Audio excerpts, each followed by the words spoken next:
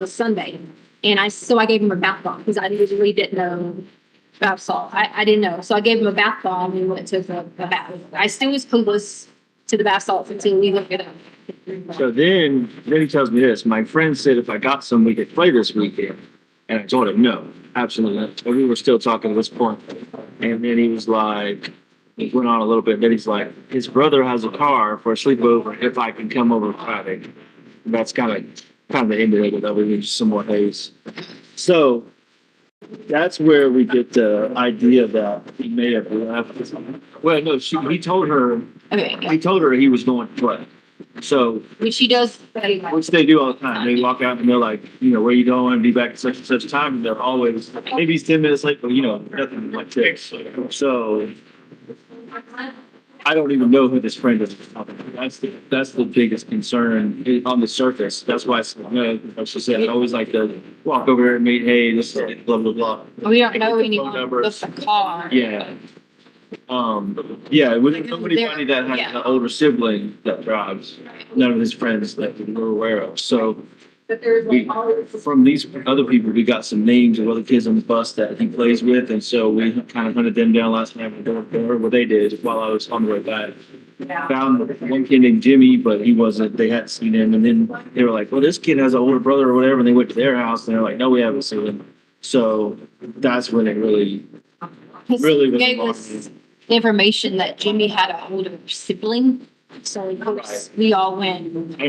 We think it was around. putting people together. Right. So then Jimmy's dad answers the door and they show the picture to Jimmy Connor's mom, with the one with my daughter. She's a 17-year-old. So he's like, yeah, I think I know that kid. And then they were like, do you know Jimmy? And the guy was like, yeah, that's my son. And then he was like, I'm sorry to tell you guys, but we don't have a older child that drives. I don't know if she said Jimmy was the oldest, but whatever it was, Dad said there was no older boy that was in their home that drove. But it was like he said, pieces were coming in from different kids trying to give us information and names. See, the big deal here is it's not like, and I know kids, you know, get influences, but he's a homebody. I mean, I'm like the same way. He would rather be at home playing his little Nintendo or, you know, watching cartoons.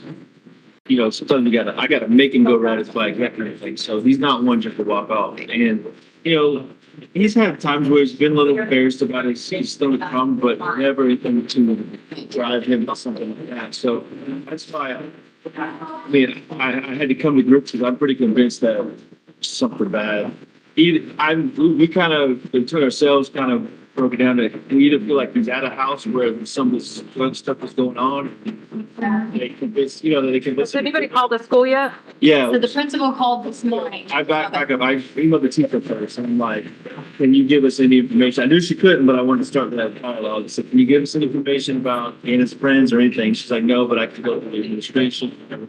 So principal, somebody reached out last night. Her principal said he waited up the front just to make sure he didn't come to school today, side or whatever.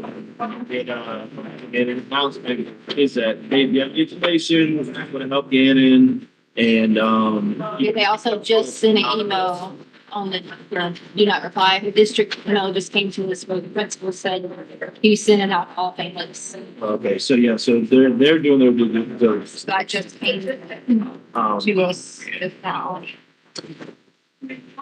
What kind of social media accounts does he have? I don't even let him get online with these games. I have. Does he have a phone? Obviously, he has a phone Yeah, that it's he's in the texting. truck, but like we check through that. I check the phone logs on my TT account, and we hadn't texted anybody other than the one friend. So we have the capability to do a download on the phone and potentially see things that are deleted that you and I wouldn't see immediately. It would be like in cache data or whatever. Would you be willing to let us look at his phone, Yeah. do that download, see, just to make sure that he didn't delete something that we need to look at? Okay.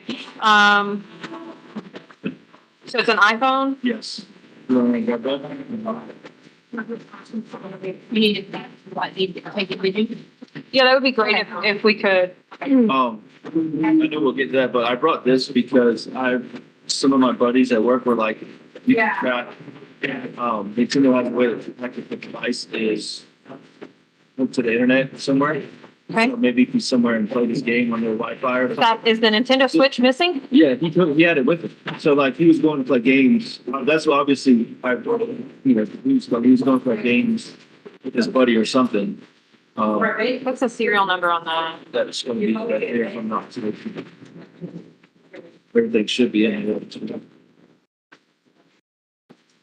I think that's it.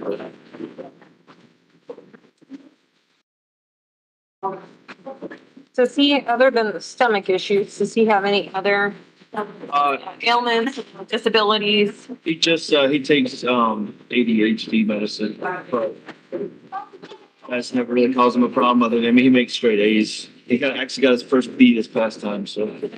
That's his phone there. Yeah, that's 2922. 2922. Yes, yeah, let me give you this phone number. And I don't know if you have to subpoena the information or not, but so my friend looked this up and found it said that police can subpoena connection location for the switch, and that's the phone. And he found something on the internet that said that, so it's at least worth looking into, I think. Yeah, we've got a database of stuff that we work with, so we'll be able to find a contact if that service exists with that. Can I show you something? Yeah. I mean, I know you'll find it out, but I was just not sure about the history. Oh, yeah, he had looked up only something that was. Oh, that's, okay, where's the history? Are there any other children in the home? Oh, it's. I'm sorry, I haven't found. You mentioned a 17-year-old. So, biologically both of yours? So I have Gannon and my 8-year-old daughter. And their mom is on the way now, so she's gonna be here tonight. But What's his sister's name? Laina, Laina. What's her date of birth? 12212. And you have custody of both of them? I do. What is mom's name? Technically shared, but they live with me and go to our senior summer. So we call it shared, but I really have this. Mom's name is Landon, Landens. Do you know her last name? Hyatt, Hiott. Date of birth? 411? 41185. And we have one other child in the home as well, her biological daughter. Okay, what is mom's phone number? Phone number? Yep. And you said it's your biological daughter? Harley. H-U-N-T, no, Harley. Oh, Harley. Yes, ma'am. What's Harley's date of birth? 51010.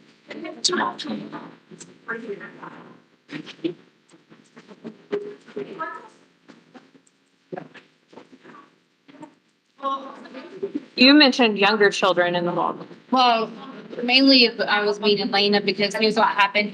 One of the people called this morning and she was sleeping and heard a lot of conversations and she's been like just crying and things like that. So yeah, and she already has like a preconditioner with anxiety, but she gets It's worked up. worked up easily. So she's having a hard time because like the National Guard came earlier, so many people didn't comment, so it's a lot. So like you said, I guess the search history had been deleted, but like that one right there, Monday afternoon. I don't know. I don't see a time on that, so I don't know when that happened, but I'm sure that can be found. But it says, "Can my parent find my cell phone if it's off?" So I don't know if he intended to take the phone. What is this? Where does FGTV live? So this FGTV, some little kids show that they watch, or the kids watch, and they got Like famous YouTubers. it's like a YouTube thing that's going on. So.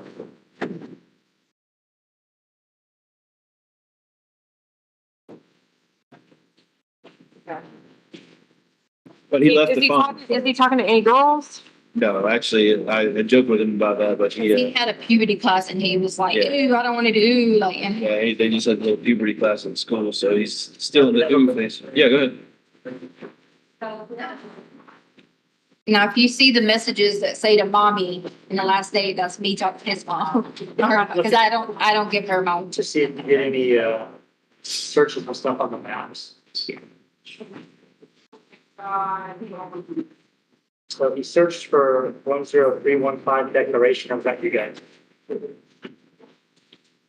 Declaration is probably Somewhere up on- somewhere, probably somewhere. It's old. Yeah, it's probably, Old Glory. yeah, it's probably something that we were, I it could have been things that people. What date was that? 10315 declaration drive.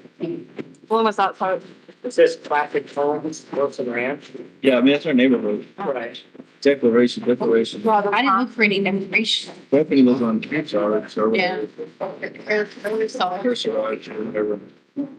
But we were driving around over there and somebody said that they saw a camera That was the on the Old Glory. address on there.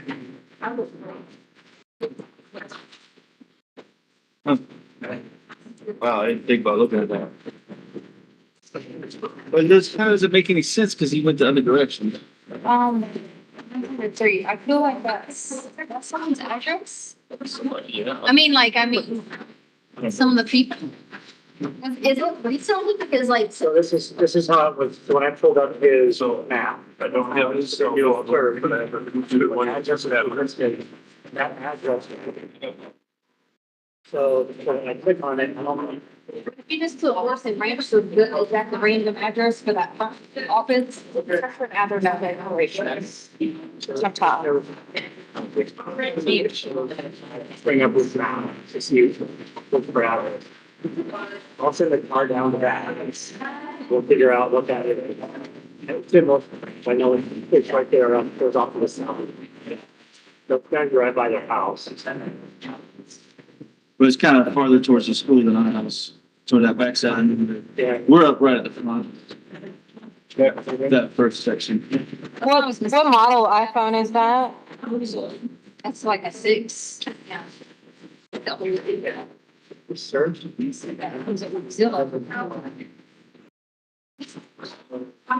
They're over here. So this here is, it's a computer later, but we're gonna use cell phone. So basically, what the cell phone waivers would say, is that we're gonna dump this phone with your permission. You have the constitutional right not to have it searched without having a warrant. I think that at this point, in time, it would be good to start it. Yes. But everything that's on that, to include all deleted items, everything, it just makes a copy of everything. And then we'll get it back to you and we'll analyze the copy that we take from it. Again, it's, you're providing consent. I can't force you into doing it. And I would have to obtain a search warrant, if you didn't consent. 28. I believe so, yep. 28. So we'll keep the phone and start searching through that. Where might he go other than, does he have any other relatives in the area? No, No relatives in the area. it's just us and those few friends. Yeah, I don't know. I don't recognize it. We're listening to the car over there. Okay. Figure out why it's in this car. Did you ask about the bath salt count, the address? Yeah, so we don't know just the friend. We don't know who the friend is I could show you all it said. in that text. He said to me was bath salts, like, do we have any? If you wanted to take him to a friend's house. Yeah, and let me pull it up so I don't get it wrong. Huh? I was trying to think like a Order these for you. Oh, thank you. And I got another order coming for you guys. Thank you so much. So you can just read through it. It starts, I was in Oklahoma, it starts right there, so you can just scroll down. So to get this details we did with him, he's been having some stomach problems, so that's when he talks about his tummy. he had made a little accident, dropped a candle, so he was upset about that. But then you can read the part about the bath salts. And in context with that, at the same time, as soon as you said bath salts, I got on the phone with her and was like, hey, yeah, because we do have someone to take, legit take baths with and stuff. Yeah. That's like, get it all, hide it, put it away, And I told him that figure out what's going on. he did ask me the day before, Yeah. and I gave him, because I didn't. So, like, she's very vague. There's no, like, friend's name or where they live or anything. Because the intent was to have that conversation face to face or whatever.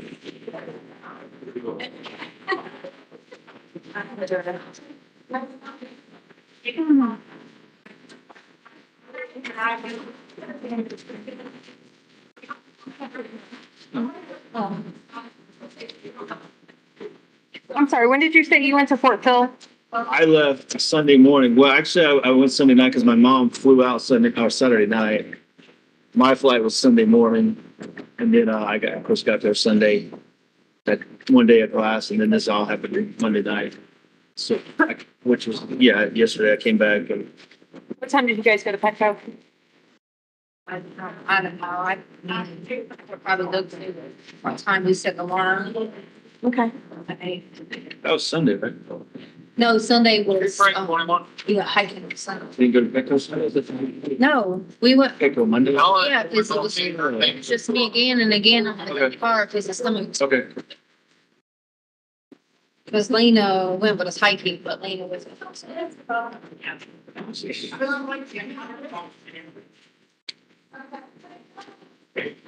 What's that date? So. Tell you what, yesterday was 27.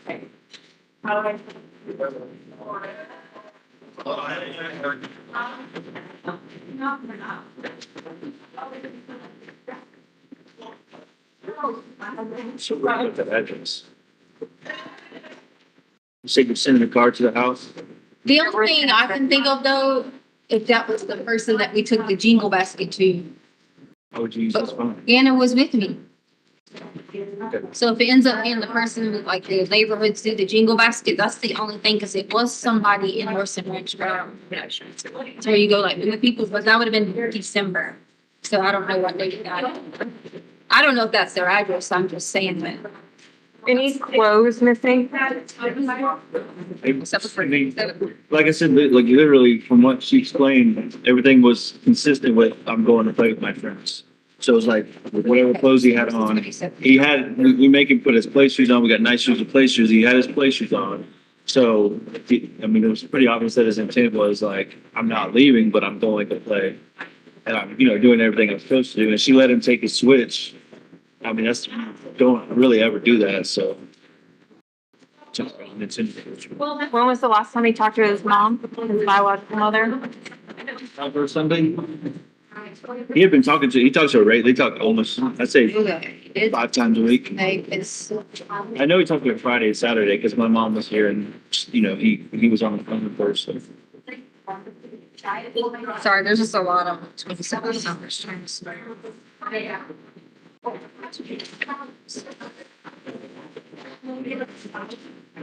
So bio mom's coming in from. Yeah, she's on the way now. I think she just got on the plane, South Carolina. Yeah, that's where we're all originally from, South Carolina, but I'm right here for the military, so. I mean, not to add any confusion to it, but like, the mom's married to a guy that's got a lot of trouble with the law. That was one of my first instincts when it was like, when the come and go thing came up and they said that he walked in all nonchalant, like everything was normal. It was like the dude was here or something, because he's got a lot of trouble like that in his background. So I was like, it came to my mind. It's worth putting down, but I mean, I don't know if it's anything legit. Does she have your address? Yeah, she does. I know it says I disarmed the panel at Monday, January 27th at 2:29. So that's when we would have, and I set the back door to close. Because I would have like let the dogs out back then. So that's when That's when you got home? came home. I'm still scrolling up. I just didn't want to have to go back. And then, let's see, it says basement motion. I had to set the alarm. It's not showing when I set the alarm, but it says Living room and basement motion at 10:10 a.m. Oh, here it is. Alarm by master right here. So Monday, January 27th, I alarmed the alarm at 10:05 a.m. 10:05, you guys went? That's what time I armed it. So I'm assuming, yeah, because we had motion that morning because we were there. Which alarm do you use? ADT. What did you, you participated in bingo? But they do these little basket things where like they would like a group on Facebook or wherever, of like say 10 women and 10 families, just you set a dollar amount. It's like, okay, you bring a basket of stuff to their house. Okay. So it's like a Secret Santa, I don't know, something like that, but for the neighborhood. I could either look on the lady who sends it. You want to see if that's the address she sent? It doesn't matter, we're gonna send a card Okay. anyway. Okay. So we'll make contact, Okay. verify. Okay.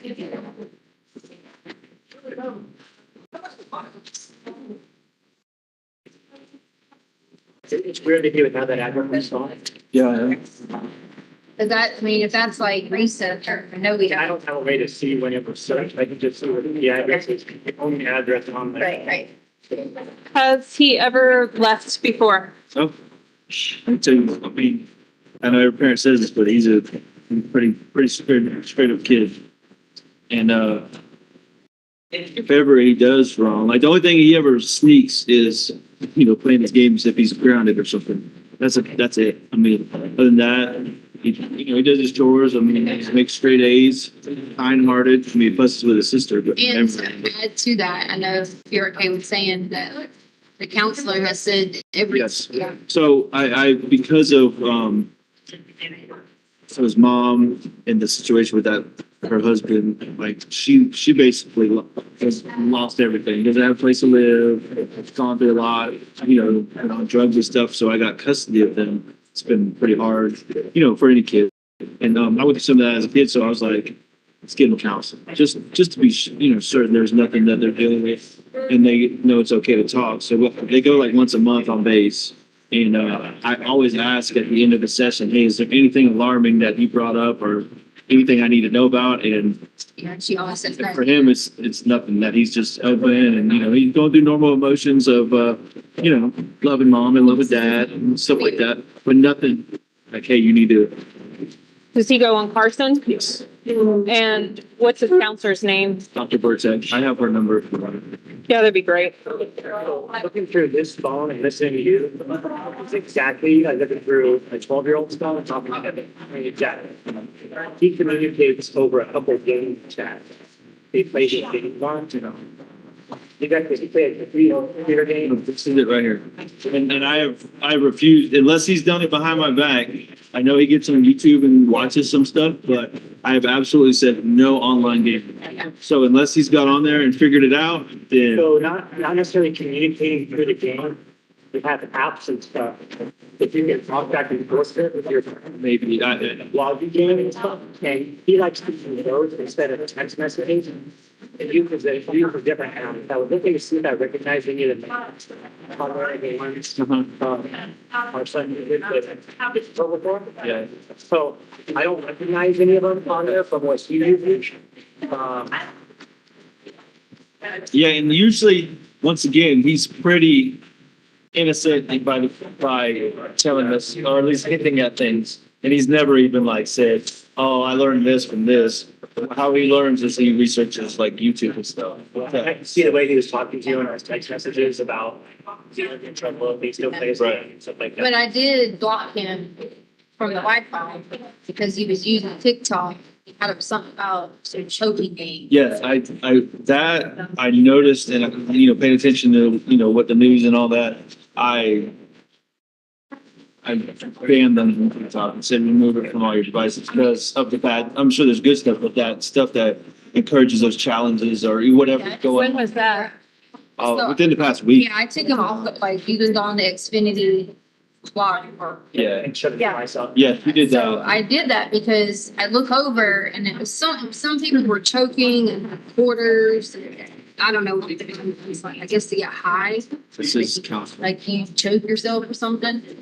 And so he was laughing, but I think he saw it as just people being silly. I don't think he was realizing like How serious it how was. serious that was. So I told him a story of which was a true story. He was playing a quarter game and it went down his throat and he had to be rushed to the hospital, blah, blah, blah, blah. And so then he kind of looked at me like, like it was serious. So I didn't think anything else about it. Didn't think he was going to do anything like that. I just thought he thought it was funny.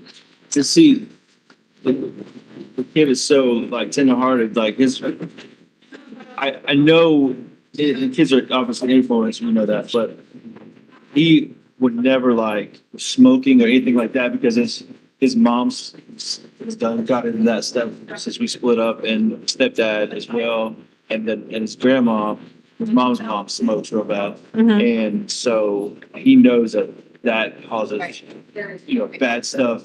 But then the thing was in his book bag. What was in his book bag? So she found after the bath Harley salts, found it. after the bath salts, I said, go check his book bag just in case. Initially, she found nothing, but then after he disappeared, they went back and. No, I didn't ever go look at it initially. Oh, I thought you looked at it. No, you asked me to go look at it, but I was doing other things. So they found a 2-pack of those little Swisher sweets. Yeah, I sent So- Harley to go look at it. I don't know. Somebody had to give him those When did you find those? last night. Yeah, so I sent Harley to go do it. So Harley was like pulling out the book bag stuff, and she's like, "Oh, I didn't see anything." And then she had a folder in her hand that dropped that folder, so she immediately text out. But it didn't look like anything. Who's his best friend leaving? That was. Those kids at English grade. Braden and Connor. Connor not as much because Have we been to their house? I don't know. Did they talk to the police last night? Connor's mom did. Connor's mom was there. But I was texting the other parents because they were out in the neighborhood looking. Was Brady's parents one of them? Yeah, out in the neighborhood looking around. Yes. Yeah. We've talked to Brady's parents. I'm not sure if y'all talked to Braden. I know I know they talked to Braden's mom because she was at our. Okay. All right. There you go.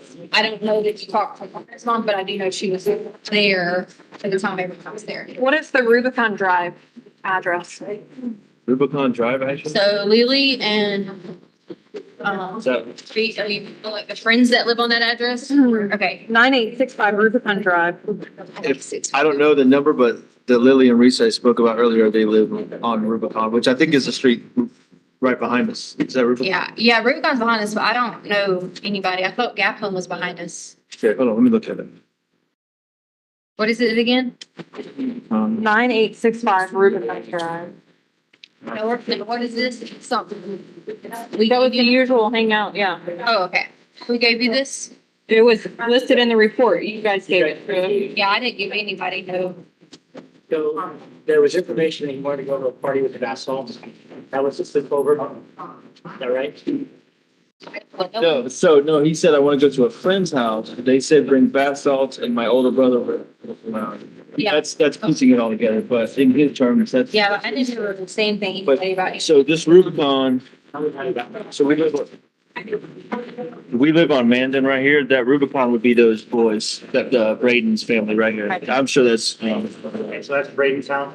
I would assume that because they don't know anybody else in Rubicon. Yeah, I wouldn't have given And Lily and Reese, Because I don't even know. well, I don't know, Rubicon goes around here, so unless he was going to somewhere right there, I don't know, but the boys do live there, Rubicon. Lily and Reese live on Capitol. So we also have a deputy back over at the Cummingville. Okay. So we asked them to send us the videos. They can't do it in the store. They have to do it in the corporate office. It's a wireless system or whatever, if you're cloud, I can send it to the deputies. We're going back over to review that. It's Linda Reese. Or Reese Linda. Oh, at that Declaration House?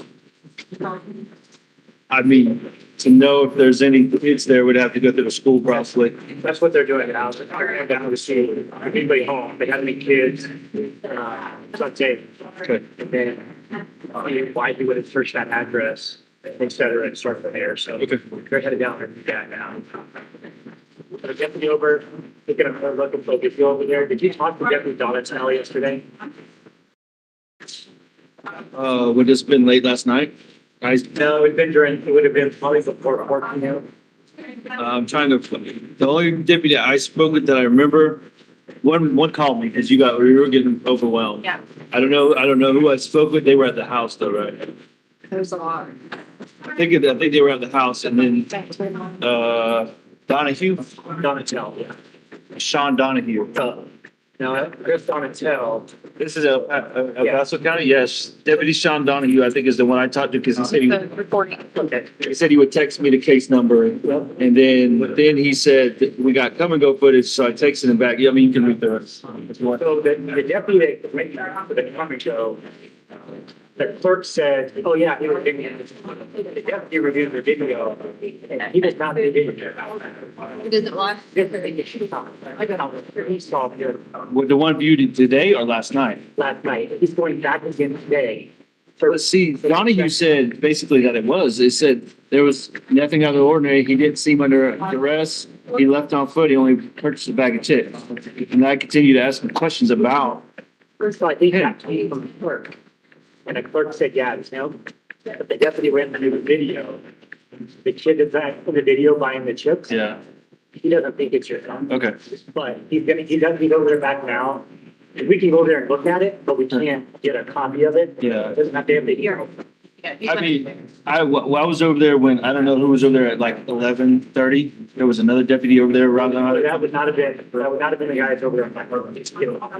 Yeah, so we were driving around, I saw a squad car or whatever there. I pulled in and I said, hey, can I look at the footage? He said, like, I don't have permission for that. But he said, I've looked over an hour and a half. I don't see description of your son or something that's close to it. What kind of iCloud sign in? Sorry. Let's text real quick, and it's in my note. I think it's the kid's stop, isn't it? I'll need a username and password. Yeah, I got it in my phone. You see anything there? It's worth. Video.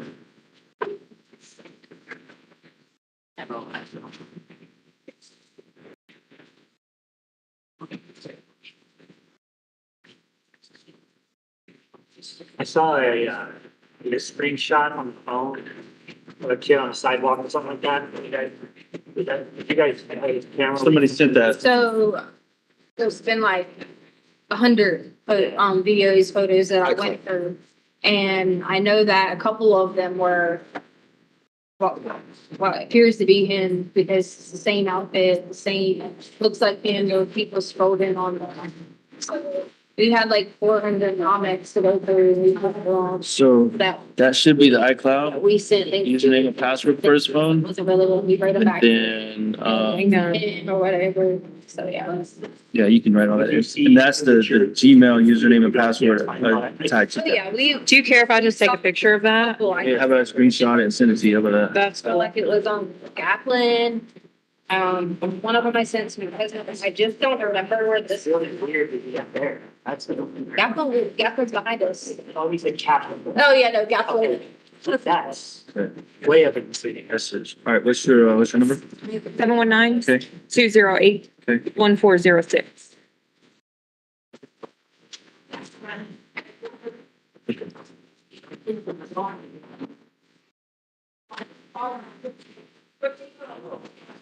So, you guys saw one? And I just left that's my daughter's iCloud too. Not that it'll matter, but just in case, I've just left that one on there for you. You're pretty sure that's one? Yeah, okay. But I mean, So where was this one taken at what time? I need to look back. If you've got this, thought of the credit sending the. Can I give you a number? I can send a picture to you. I'm gonna send it to the guy that's overlooking that video.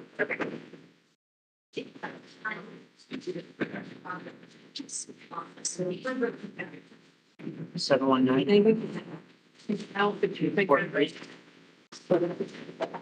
So. No. Within 5657.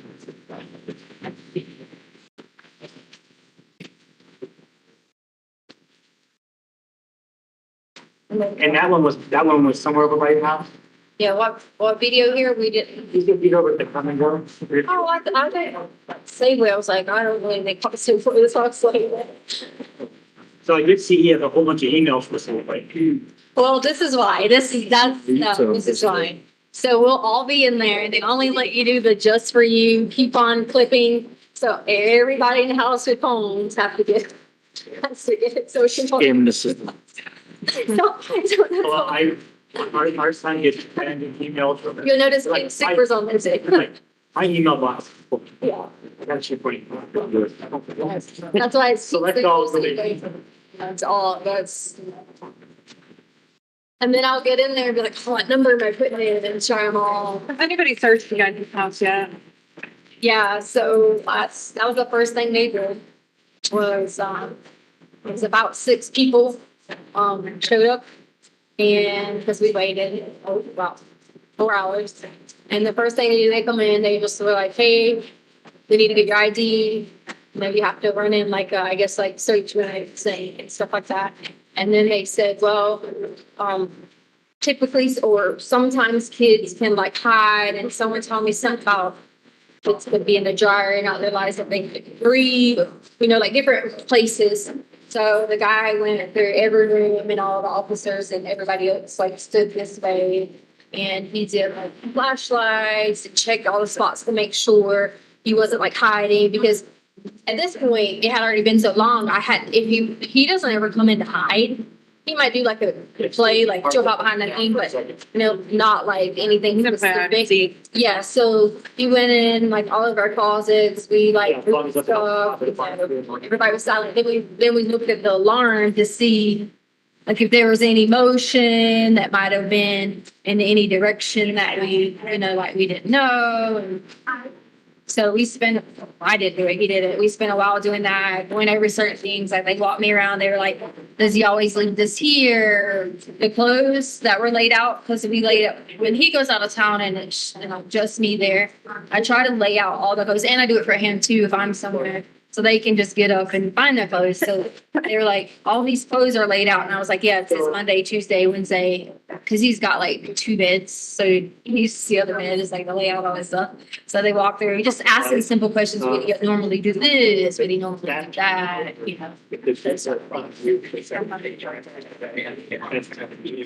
Working on the Nintendo right now.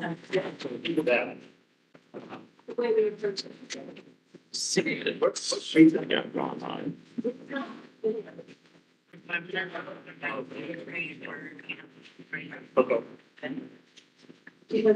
he have a gamer ID on that Switch?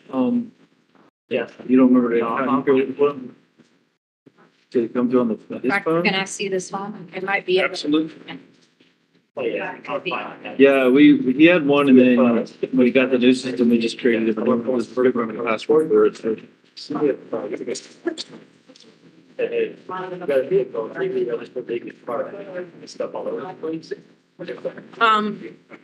When he goes to play, I know you had said that you have to like basically kick him out the door to go ride his bike in that, but when he does play outside, where does he go?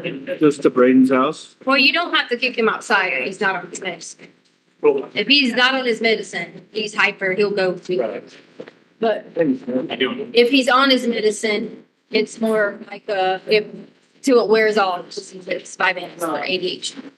So until it wears off, it might be like I don't want to play, like it's zombie mode at first.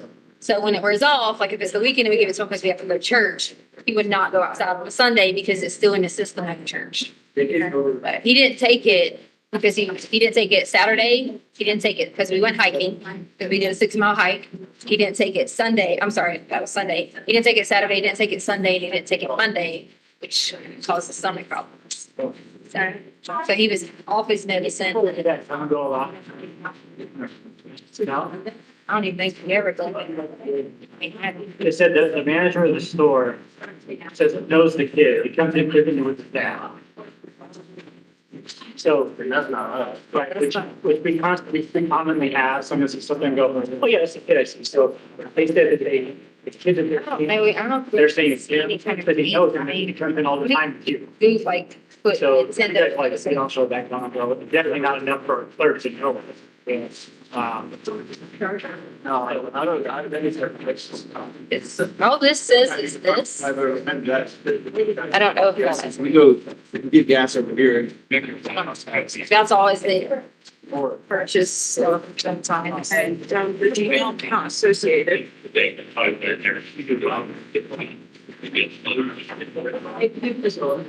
think. Should be the, I don't think he was last week. Sounds like. So, I don't think he was last year. The guy that Brisky reported in Arizona, that one worked. He's saying, yeah, I know, but this guy can all the time, obviously that's not your guy. right, yeah, no, I don't think, I might have been there one The time. deputy was looking, the deputy did not think it was him. He's going back to look to see if this kid that he sees in the store that I think might be children, gets back into the car. I don't think that's good for you. I don't think he made it up. It is, I could be wrong, but it does not look like that to me based on what's Did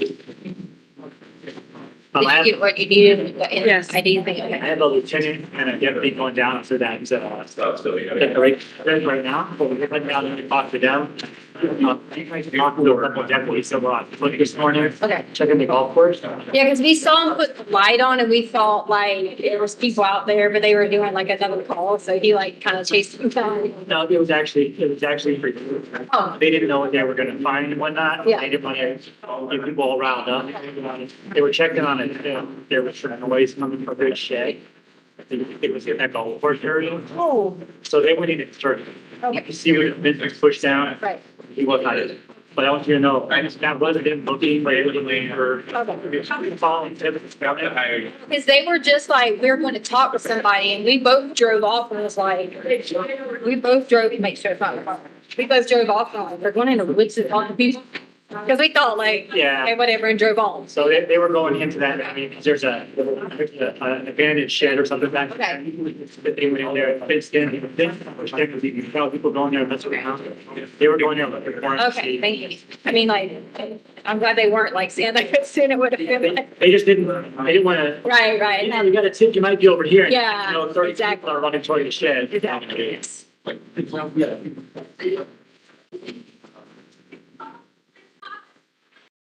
You guys can work with. I would like to talk to, I must have talked to your students out there, you know what I mean? Yep. They might know where this party is supposed to be. What color is Braden's house? But I want to talk to their parents, I want to talk. Yeah, I don't handle anything. I don't even know. I think it's like 10. I don't even, I've never even spoke to their parents. So now, Would your husband know? yeah, I think it's like 10. Yes, I mean, I drove by it. I just don't. Eugene, They need to ask. Oh, yeah. what color is Braden's house? I told her I didn't know. Is it on your street? So come in our neighborhood, our house is like third from the end, something like that. T intersection, dead end right here. There's Canberra, where I referenced, and then Braden. Basically, you go straight to their house from the intersection. So this is, This is us. That's, Mandan, Rubicon, right? Rubicon. Find out about that declaration house. If nobody's there, we'll start doing a back search. Braden, and then Canberra. And go from there. We'll be out there. All right. All right. you said, Canberra, which, she's in there somewhere. And where's this is- Connor at? Connor, they live over, Like Academy or something. somewhere, yeah, way over up Academy. It's just his mom teaches at that Webster school or works there, so that he goes to that. They just, Connor's mom's number. did you give her that? No, we got sidetracked She just on actually, 15 other things. Yeah. sorry. I don't So have a Braden is picture. on Rubicon. Goes by Canyon. Go back in. Canyon, yeah. Am I looking for Connor's mom? Yeah. You guys let me know when you need it down that section. Okay, we'll do. Well, we're doing everything we can for you right now. So hit you guys up, we got your number. Make sure your it's charged, okay? Okay, thank you. Okay. That'll work. And so this is, school. It's down here, Grand Mountain. Just to the reference. And what is it? What is it? Fontaine? Fontaine was the main drag coming in. Right. Mark Shuffle. Yep. I do know that part. For the first term when you come in. So. Anyways, Okay, perfect. So what I think we're gonna do is we're gonna, do you have a card on you? I left mine in the car. We're gonna head down to talk to see if we can get a hold of Braden. See what time. That's right. Time my break. No? I'm not sure. Might be at school. We may, and he goes to Grand Mountain. yeah, they all, the whole neighborhood does now. Except on it. Okay. Well, Connor's, because he's way over Yeah. here somewhere. I'll just have him, like I said. Braden does. We're gonna try and talk to Braden. We're gonna get a dump on the phone. Sergeant Hess, the guy that was sitting here, he's also working on things in the area too with other patrols. He's sort of like the lead for out in the field. We're gonna see what information we can gather from there. And I will inform you guys as soon as I can with what we find. If something comes up, no matter how minute, please call us, okay? That 208 number that you texted, that's my direct stuff. So, and I think I called you from it, so you should have it in your phone. So, yeah, hit me up, let me know what's going on. If I don't answer immediately, send me a text too, Okay. okay? All right, guys.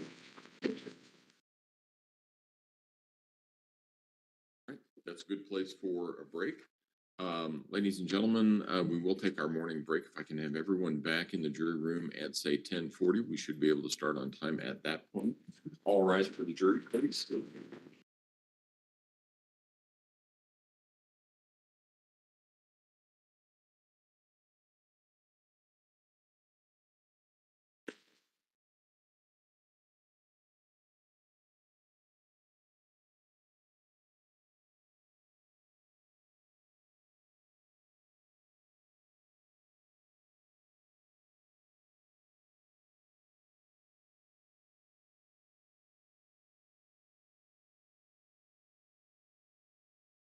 Thank you. You may all be seated. Record should reflect the jury has left the courtroom. Ms. Bethel, I want to apologize to you. I didn't realize that the video was, or the audio was going to be that long.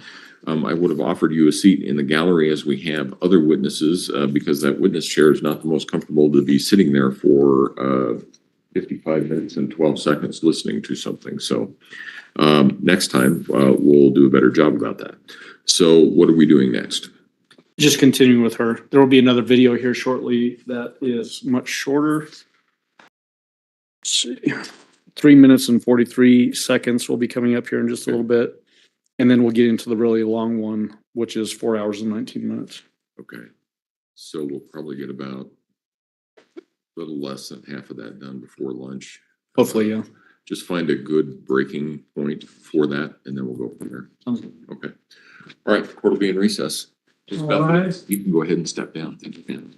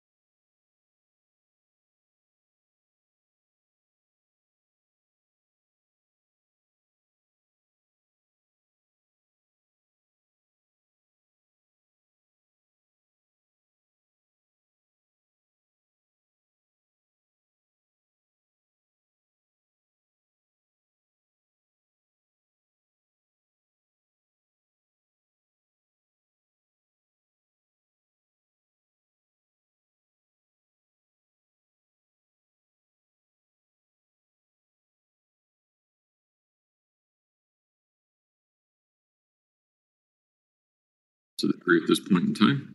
Not from us, Your Honor. Right. No, Your Honor. Right, then let's go ahead and bring the jury in.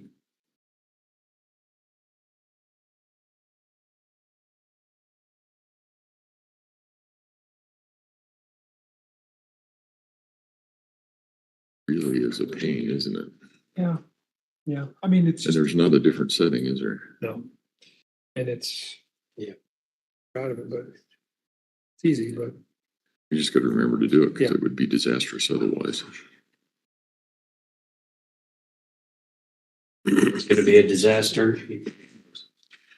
It just is, that camera's view, when it automatically reboots up and starts again, every time we start it, it has the whole jury box. Oh, And so you have to zoom it in to cut out Ms. Gratiano, so that we know that we're not getting the jury box. And because there's a juror that sits right behind her too, so you can't. All rise for the jury, please.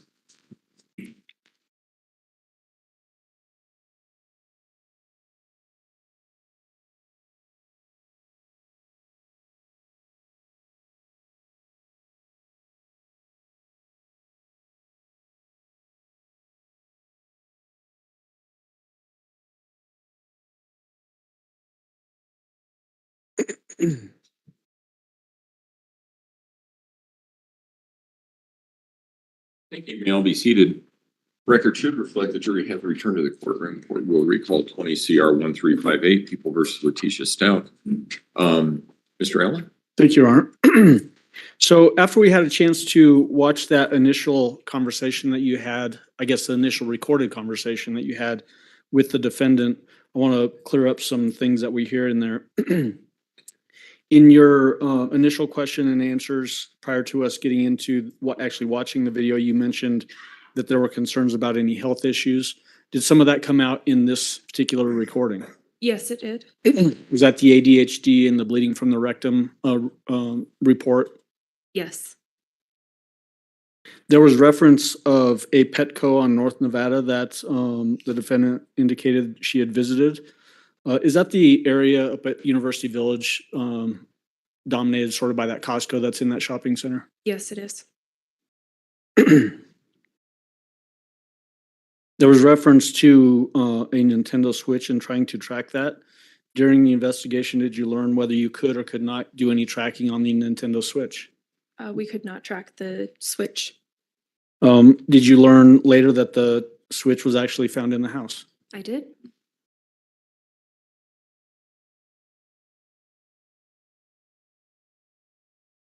There's lots of discussion in that video, or that recording, I should say, about things that required investigative resources. Do you remember hearing those things? Yes. Does that include going to different residences, like that? I think it's 10350 Declaration Drive, to look for potentially clues that would lead to discovery of where GANNON might be? Yes.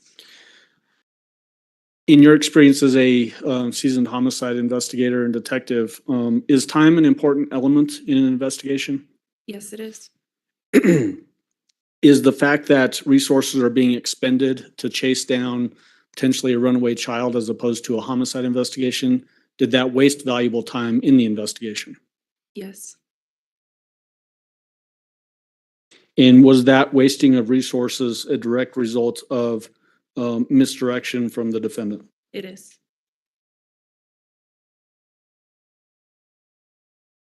During your course of conversation with the defendant at that Starbucks on January 28th, is this essentially the fourth time at least that she's given this story that GANNON has run away? Meaning there's the 911 call, the call for service, reporting it to Al, and then now reporting it to you in this recorded phone call. Yes.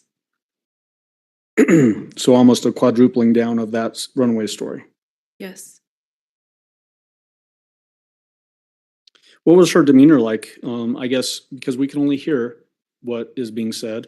What were her outward demeanor expressions like? Were they normal? She was calm and collected.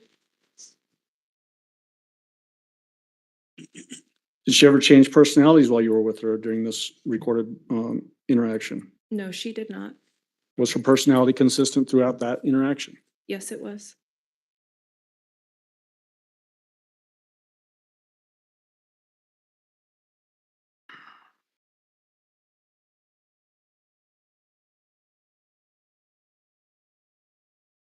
And then there was reference to, by the defendant, there was reference to ADT, data to show, what time she had returned from doing the run to Petco. Do you remember that? Yes, Did you also during this investigation, become aware of, neighborhood ring or doorbell cameras that caught that action as well? yes, That confirmed sort of that timeline? yes, Was it consistent during your course of this investigation that there would be some kernel that could be confirmed, a kernel of truth that could be confirmed from the defendant wrapped around things that were unconfirmable or turned out to be totally false? yes,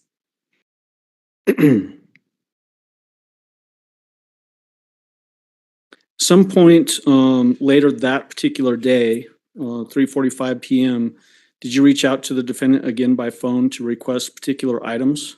I did. What were those items? I requested that she bring a toothbrush and or hairbrush with her of Gannon's What was the purpose for that? to collect for DNA purposes to develop a DNA profile.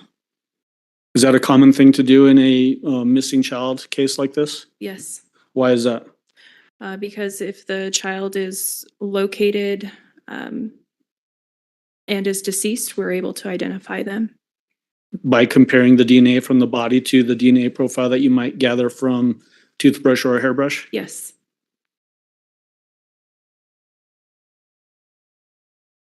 Were you making efforts to get the defendant down to the sheriff's office to sit for a formal interview? yes, While that was happening, did Al STAUCH, Gannon's father, show up at the sheriff's office and actually sit for an interview? yes, he did. Was that at about 4:30 p.m. on January 28th? Yes, Did you send a text to the defendant asking her to come down at roughly the same time? I did. Did she come down? No, she did not. Did she even respond to your text message? I don't believe she responded initially, no. Okay. Later that evening at about 6 p.m., did you get a call from the defendant? Yes, I did. What's the, and what was the call? Was it to your cell phone? Yes, Does the sheriff's office have areas in the building that make cell phone service difficult? yes, they do. Did you experience that with this particular phone call? Yes, I did. So what did you do in response to that? Because I wasn't able to completely talk to LETECIA on the phone, I hung up with her and I called from a landline located within the sheriff's office. Did you get a better connection on that? I did. Was that particular phone call recorded? No, it was not. Do you remember what she told you or what the discussion was during that phone call? She was discussing her relationship with Gannon and Lena. She told me about how her parenting and Al's parenting was separate, that they never formally adopted each other's children, that she wasn't allowed to make parenting decisions for Gannon or Lena, and Al was not allowed to make parenting decisions for Harley. Okay. And then did she tell you during this particular phone call the last time that she actually saw Gannon, at least the way that she's reporting it? She did. She mentioned that she saw him, I believe it was between 3:15 and 4, and she had mentioned that there was a TV show on that she had liked to watch. And I asked her what that TV show was, and she could not tell me the name of the TV show. Did she describe the clothing that Gannon was last seen wearing by her? Yes, she did. What was that? She said it was a blue shirt, blue pants, and his tennis shoes. Did she also mention a blue hoodie? Yes. Did you ask her during this phone call if she would come down and talk with you at the sheriff's office? Yes. Did she accept that invitation or did she decline it? She declined. Did she give you a reason why she was declining it? She said that her stomach was bothering her and she was having to make multiple stops at different Walgreens to use the restroom. Okay.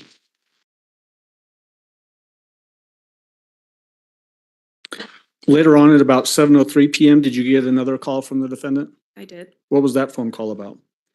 She was FaceTiming me and she was mad because her daughter was left alone with a bunch of men in the home, she claimed.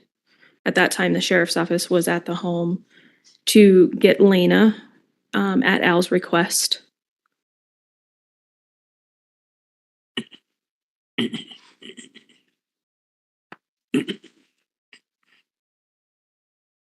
So I think that's later on, when she's asking about that. Would that potentially have been at 11:52 PM, that particular call?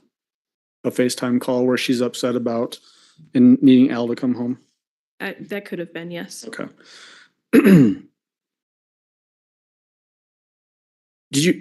I guess, after that 7:03 call, did you get another call from Al in which he was upset? Yes, I did. What was that all about? Al called me and he was sobbing. I could tell that he was upset.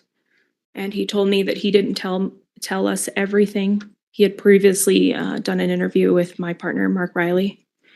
And he explained that LETECIA had rented a vehicle from the airport when she picked him up and that he did not disclose that to us. Did he also talk about trying to find her normal vehicle, the black Tiguan? Yes, Was he able to find it? he was not, no.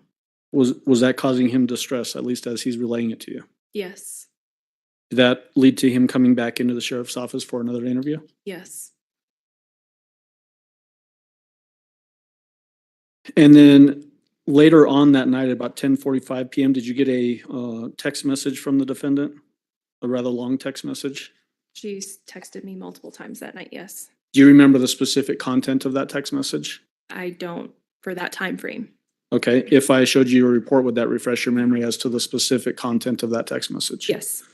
Your may approach. You may.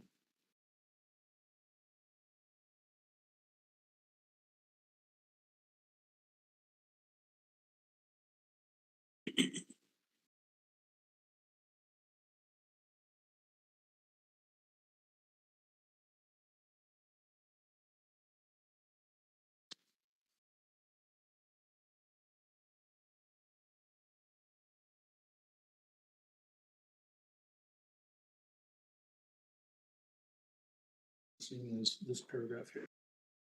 Had a chance to review that?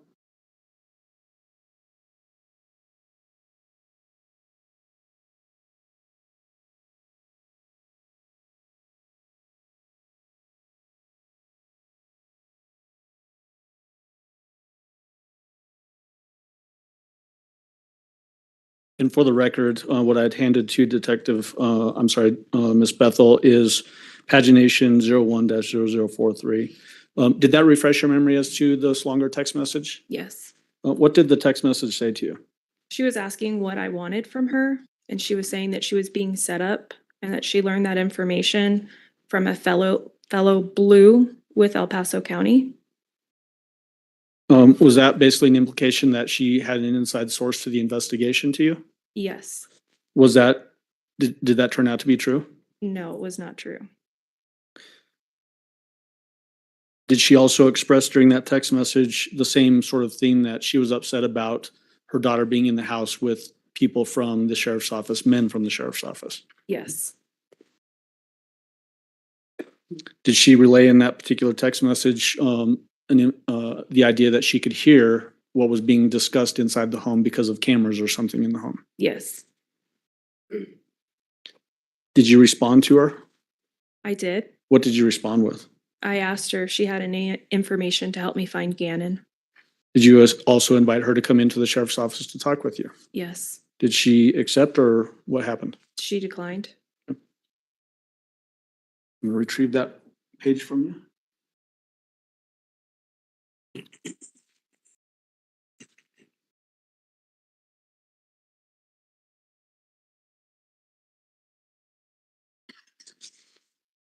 And then just a few minutes after that, 11:52 PM, is this the FaceTime call that you got from the defendant? Yes. Was this a recorded FaceTime call? Yes, it was. Audio recorded? Yes.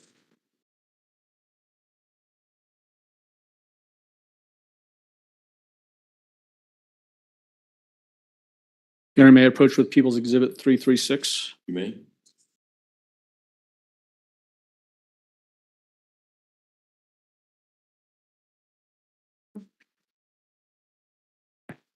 Do you recognize People's Exhibit 336? Yes, I do. How do you recognize it?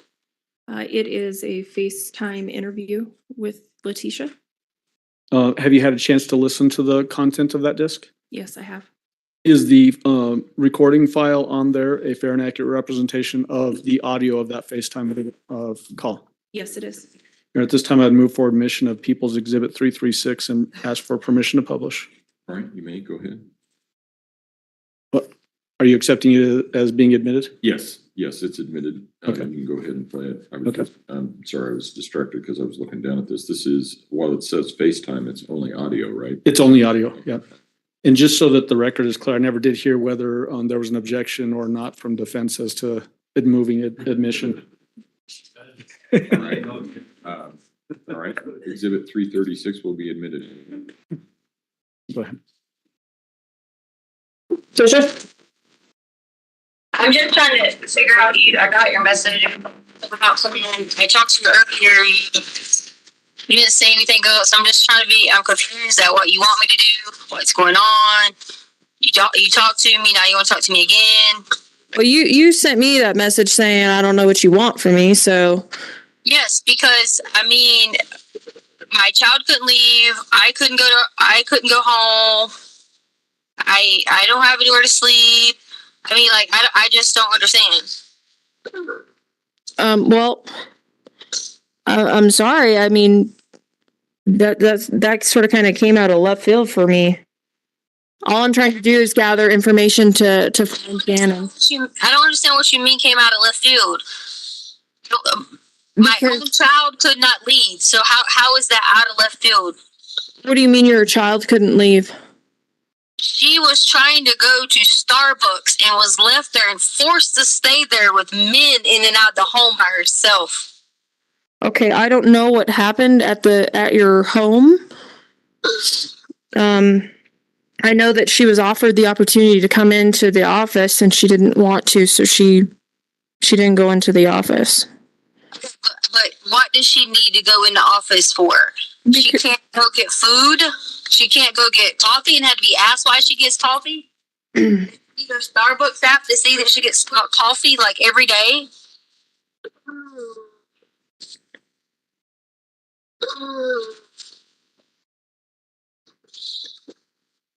Hello.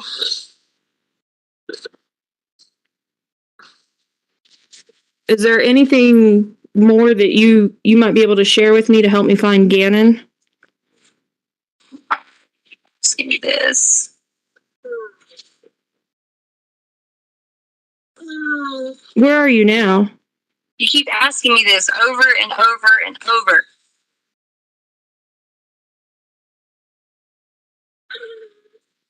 Where are you now?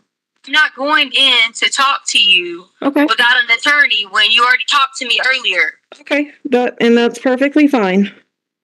But I just don't understand what's going on. Do you have anything, any further information to give me that may help me find Gannon? Any new developments, new information? I told you this. Okay. Well then, I'm going to go ahead and end the conversation then, because we've already spoken.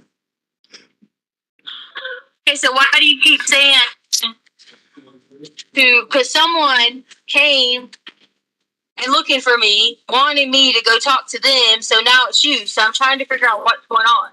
You and I have already spoken. If you don't want to come in to speak with me at the office, that's completely fine. Okay, but why was someone? I don't know. And so what I'm saying at this point in time, LETECIA, is if you don't have any other information for me to actively look through to find Gannon, there's no point in me continuing this conversation. I need to get off the phone here and start working on leads and developments. Okay. All right, thanks.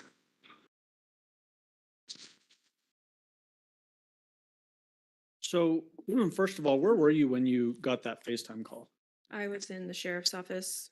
The other noises that you can sort of hear in the background, do you know what those other noises were? To me, if I remember correctly, it sounded like windshield wipers on a car. Okay, making that weird moaning sound? Yes, they're rhythmic. Okay. The, sounds like potentially, her demeanor is a little bit different than what was happening at Starbucks. How would you describe that? She was angry with me. And angry because of the, idea of trying to get her down and talk to you at the sheriff's office? I'm not exactly sure why she was angry with me, but she was angry with me. What was your goal? What were you trying to achieve as you're, accepting this FaceTime call from her? I thought that maybe she had additional information for me to follow up on so I could find Gannon. And did she resist that, giving you additional information that might help find Gannon? Yes. Besides the fact that she's, expressing anger, did she have a consistent personality with what you had experienced in a previous phone call and at Starbucks? Yes. There was reference, made by her that she wasn't going to come down and talk to you at the sheriff's office unless she had an attorney. Correct. Did that indicate that she had a good understanding of what her rights might be if she does come down? Yes. Object to speculation. What was your answer? Yes.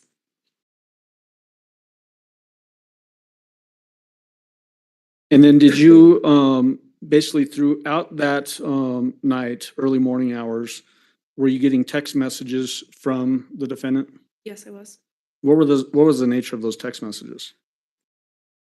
A lot of them were about her, focused around her. I kept asking her to come in to talk to me if she had any additional information for me. And eventually in the early morning hours of the 29th, she gave me a story that she needed to talk to me. She was asking for a friend if we released information to the media. I told her we did not. She said something that had happened to her and she couldn't tell me around Albert because he would be mad and would become violent. And I ultimately arranged an interview for her, which was supposed to start at 10 o'clock at the sheriff's office on that Wednesday. 10 o'clock a.m.? Yes. Okay. Was it odd to you, as you're describing those text messages, the early text messages, that the focus from her perspective was on her as opposed to finding Gannon? Absolutely, yes. Why was that odd? In my experience, investigating other crimes and investigating other missing children, the parents are always willing to give me whatever information they can to find their child. And I've never experienced a parent being concerned about their own well-being or welfare while their child is missing. In those text messages, did she also describe injuries, that Gannon had suffered?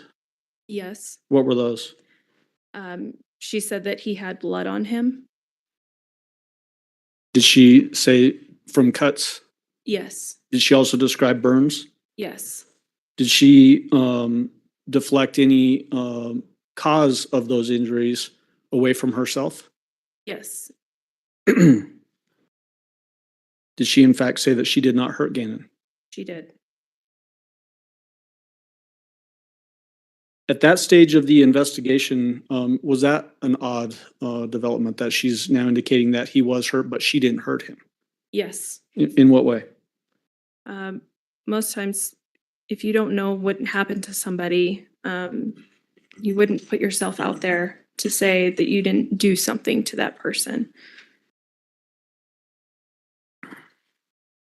So you mentioned, that you arranged in these text messages to have the defendant show up for an interview at the sheriff's office at 10 a.m. on, January 29th, which would be Wednesday. Did she show up at 10 a.m.? She did not. Were you able to have any contact with her, around that time frame to indicate where she might be or why she wasn't there? I did text her, yes. Did you get any responses? She eventually did respond to me and told me that she had to put measures in place because she was being, or excuse me, her daughter was being stalked and her family was receiving death threats. And so she wasn't able to come in until she got those things taken care of. Was there any indication, I mean, the investigation that either her or her daughter was actually receiving death threats? No. What time did she arrive? 12 o'clock noon.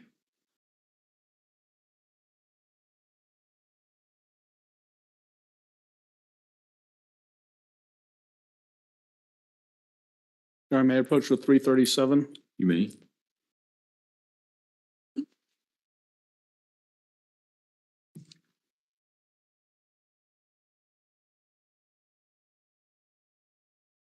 Detective, or I'm sorry, I keep doing that. Miss Bethel, do you recognize People's Exhibit 337? I do. What do you recognize it as?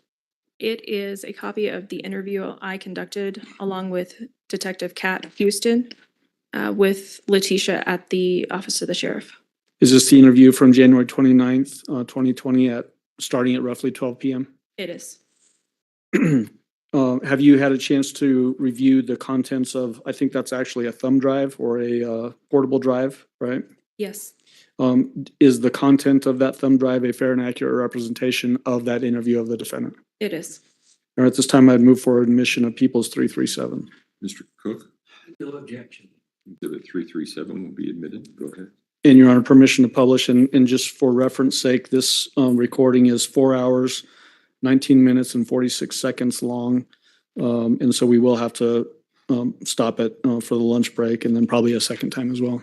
Okay. All right. So ladies and gentlemen, what we'll do is, this is both video and audio, right? It is. Okay.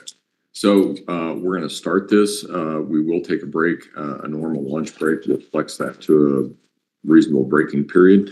And then we'll send you on your way and we'll come back. But in the meantime, start with that. And Ms. Bethel, you can step down and sit in some place that's a little bit more comfortable for that long a period of time. And prosecution, go ahead. Thank you.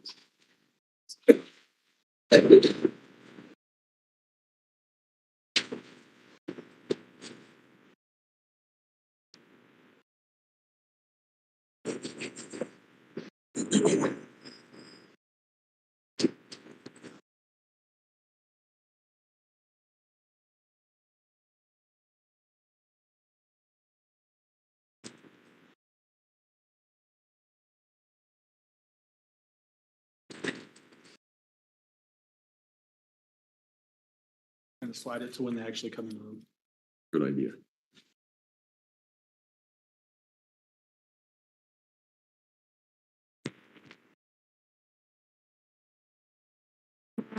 And then just because you're in here and you're in our building and stuff, do you mind if I just pat you down really quick? We hug. I just need you to face that way for me. Sure, if you need me. Yeah, go ahead and put your arms out for me and just separate your legs slightly for me. There you go. Nothing that's gonna like poke me or anything. Like you're not diabetic or anything, are you? No. Okay. Just a phone.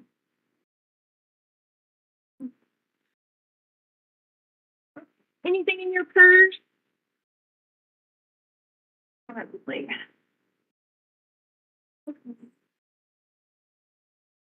Okay. Perfect. Thank you. Great. If you put a seat on the couch, we'll be right back with you. Thanks.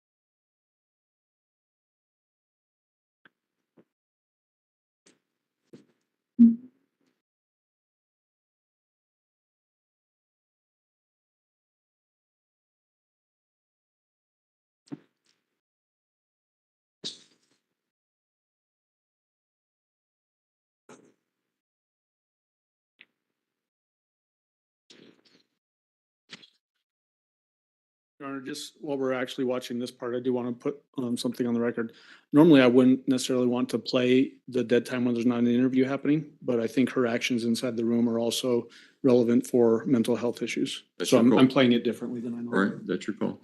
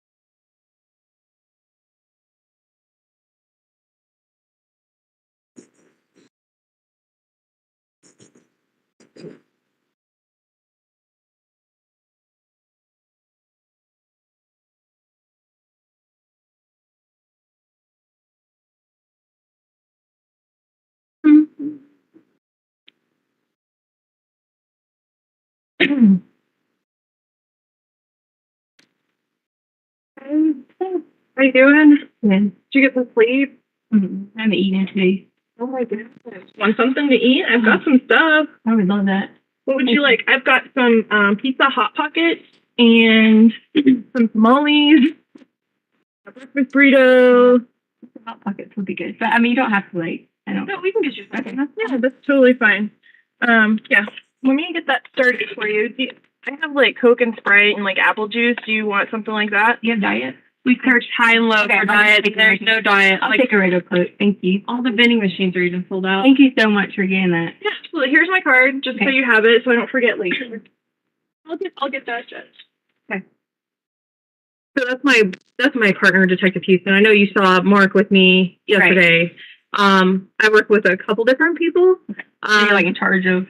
No, I wouldn't necessarily say I'm in charge. It's just, we all pitch in and help out where we can. So Mark helps me whenever I'm out and about, and Kat helps me whenever I'm here. Right. So she's gonna be hanging out with us.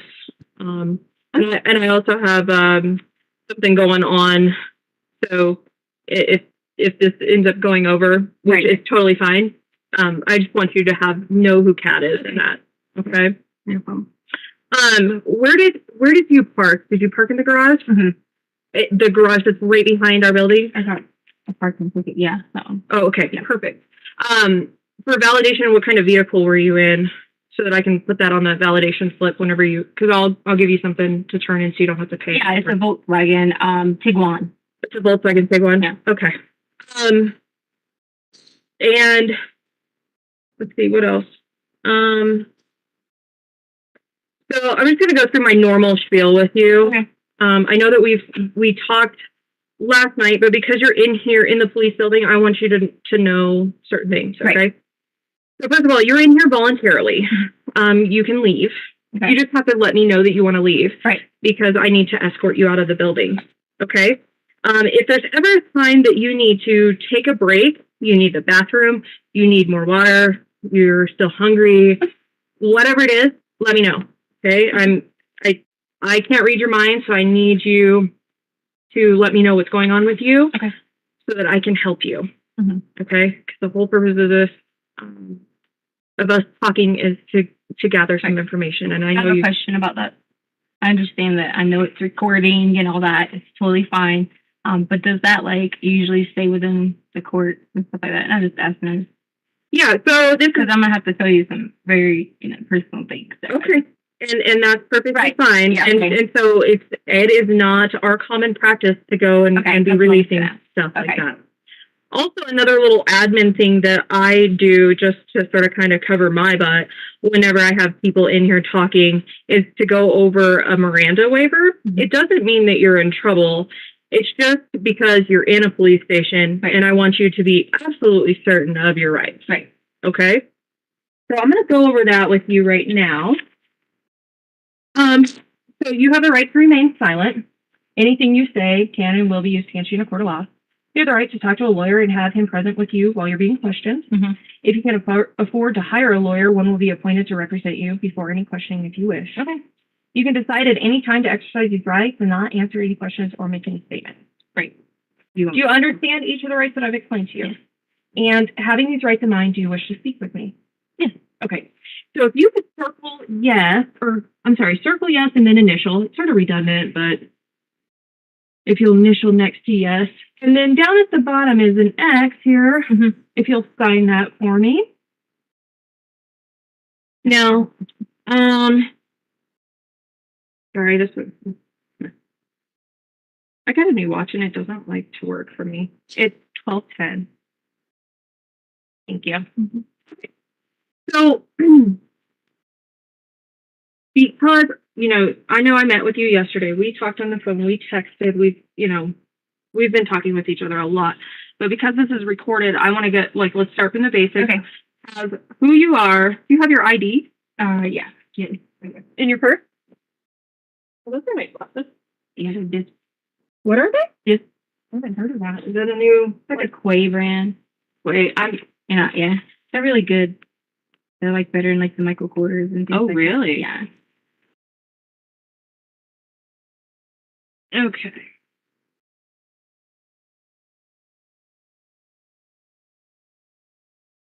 I know this is your South Carolina ID. Mm-hmm.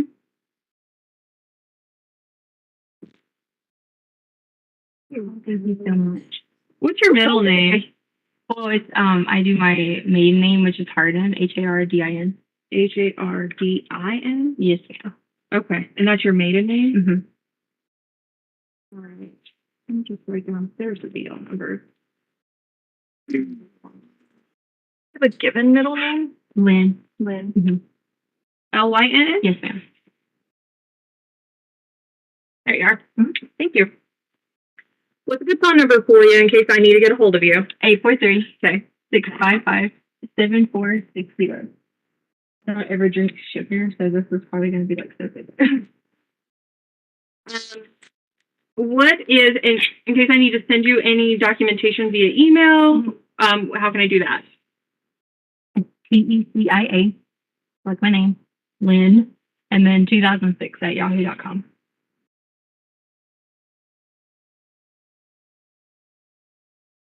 Are you on any social media platform, Facebook, Instagram? Well, I wasn't for a long time, but just recently I just got like my Facebook back because we didn't have for like 2 years.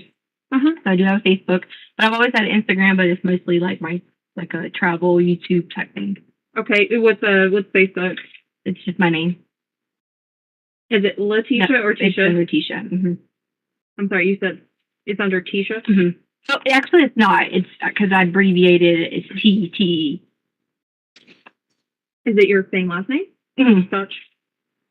Yeah, because I really don't like, my first name, I'm always like, oh, Kesha. They're like, what's Kesha? So I just put T because Have I been saying your name wrong? No, you haven't, but I always try to change it. My mom didn't like it, so like we tried to change it. So yeah, so I just gave up, just to put T.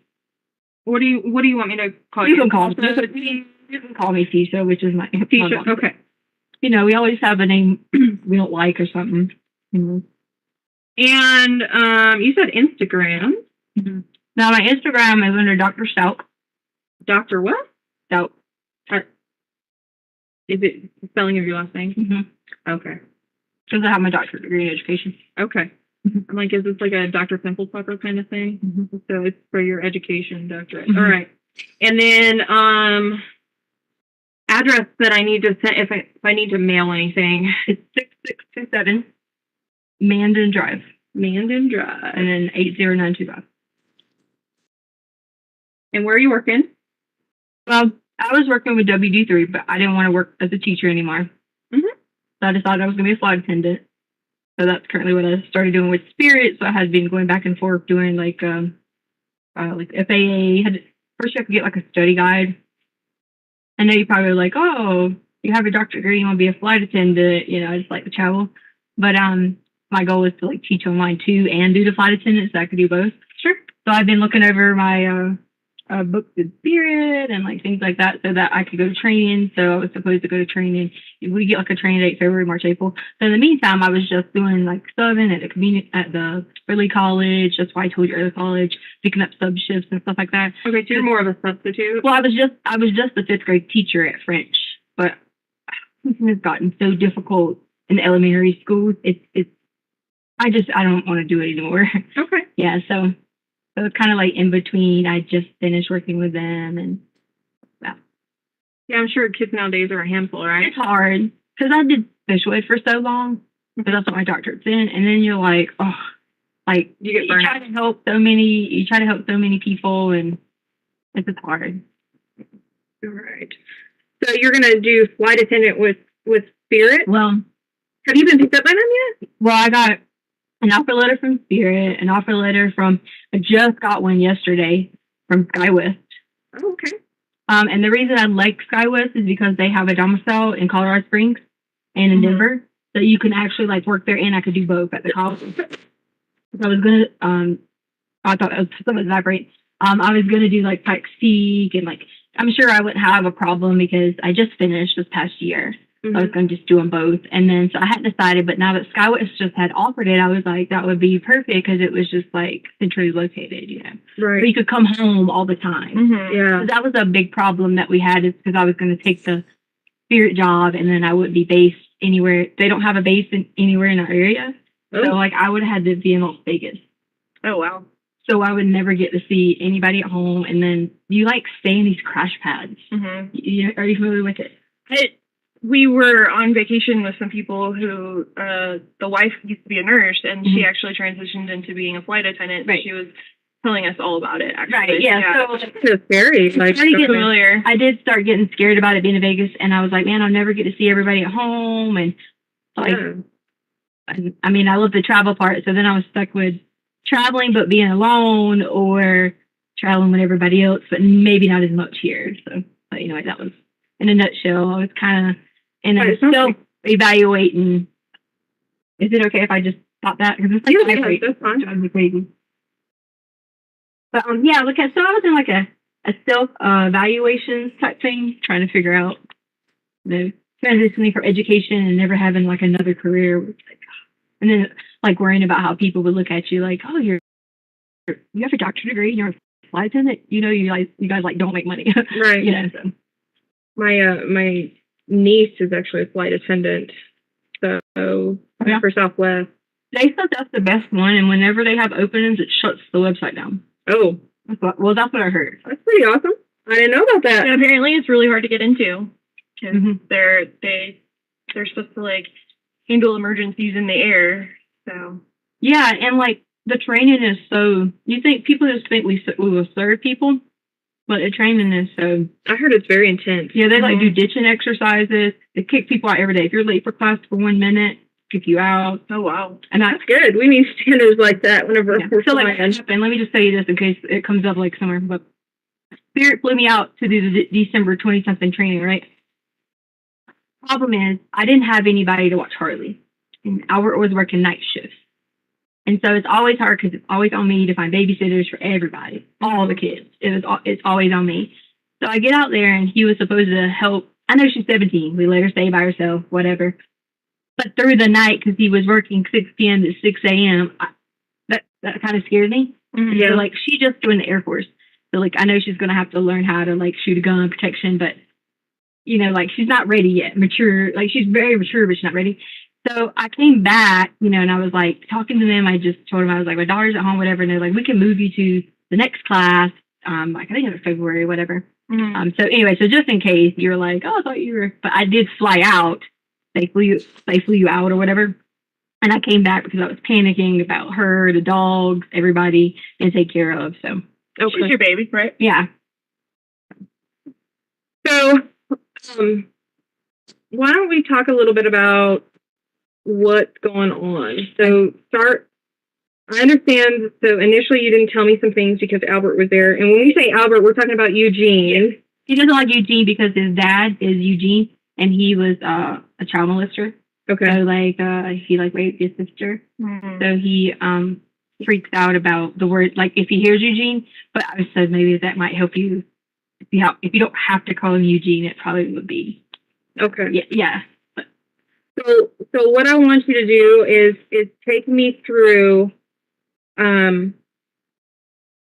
Sunday into Monday. Okay.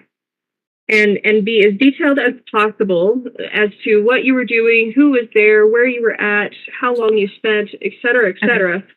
Because the more detail I have, it might spark something for me. Is it okay if I take my notes out? Because like I wrote down all kinds of stuff. Yeah, and I was like, absolutely. because I was like, I tried to write down anything he might like say, and just in case, because I have like notes from different things or whatever. So we already talked about the beginning things. I figured you read that. So my paper is that we're at the same story that we started with, but then you want me to start with Sunday, which was the day that we went hiking, right?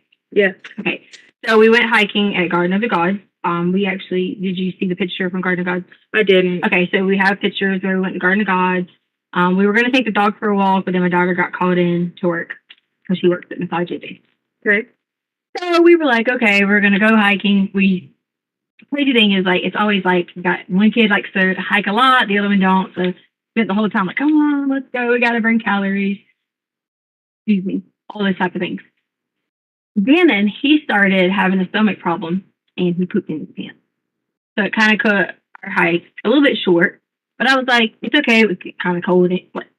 I say cold for me, but I'm used to like 80-degree weather. So it was kind of getting cold. So we decided to go home. Okay. So we go home. I don't really remember what we did the rest of the day. It was probably just like random things around the house. I feel like we went to dinner. Oh no, we didn't get dinner because he wanted to take a bath. That's it.